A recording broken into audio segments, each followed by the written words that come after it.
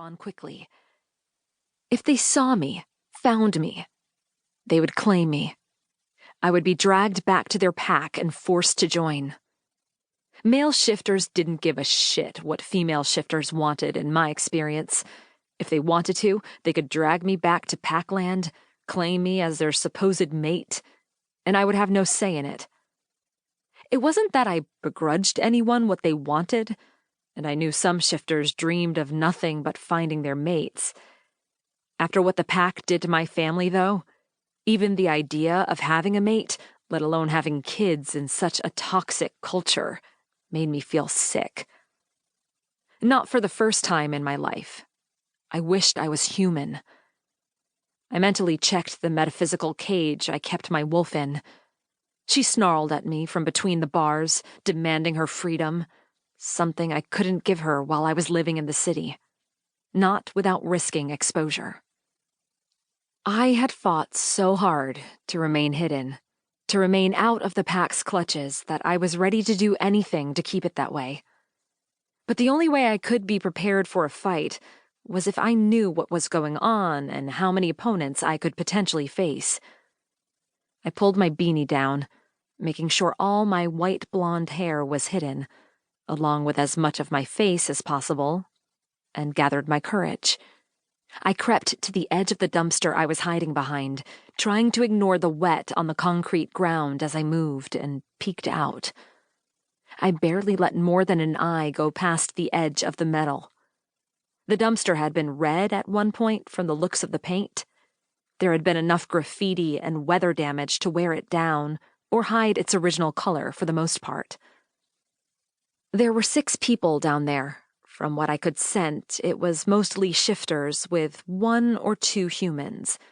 That was if what I was smelling beyond the rotting trash and day-old piss was accurate. I focused on the group. The humans seemed jittery, practically bouncing on the spot as they handed something over to the shifters. The longer I focused on them, the more I saw. Their eyes glanced around, darting from place to place, but looking at the shifters with a desperation I could smell, even over the trash.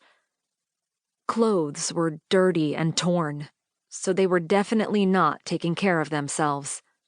When the shifters hand a small baggie of something over, I realized why. They were addicts. The human who handed the cash over snatches the baggie from the shifter's hand, and I could almost feel the relief radiating from him all the way down the alley. The shifters laughed, and my stomach turned. How far had the pack fallen? Well, not that these shifters necessarily belonged to my old pack, but still. What kind of pack allowed their members to do drug deals out in the open like that? Or at all, for that matter?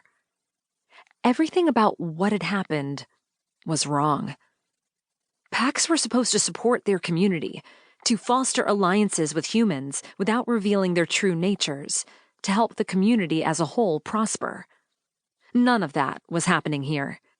These men were poisoning their community from the inside out, and they clearly held no love for humans. Something was very wrong with whatever pack they came from. The only thing that made me happy in that moment was the fact that I wasn't a part of it anymore. I was free. So long as no one found me. I just needed to keep my head down, save my money, then eventually get out of town. Having enough cash to leave and be secure was a bigger challenge than I'd expected, though. And even years after I'd gotten out of the pack, I still didn't have what I needed to leave the city, or at least not leave and survive. Lights flashed at the end of the alley, blue and red. "Freeze! No one move! SBPD!" A voice called from the direction of the lights. The humans had what they needed, so they ran. The cops yelled at them, but it seemed half-hearted.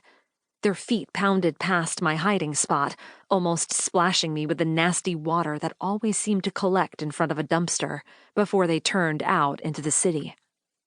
Flashlights shone down the length of the alley in a vague attempt to see if the humans were still there. When they almost landed on me, I ducked farther into the shadows, turning my head so I could only just see.